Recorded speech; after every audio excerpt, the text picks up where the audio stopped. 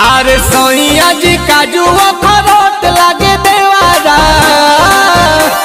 अरे का भइल हो? अरे सैया जी काजू अखरोट लागे देवारा।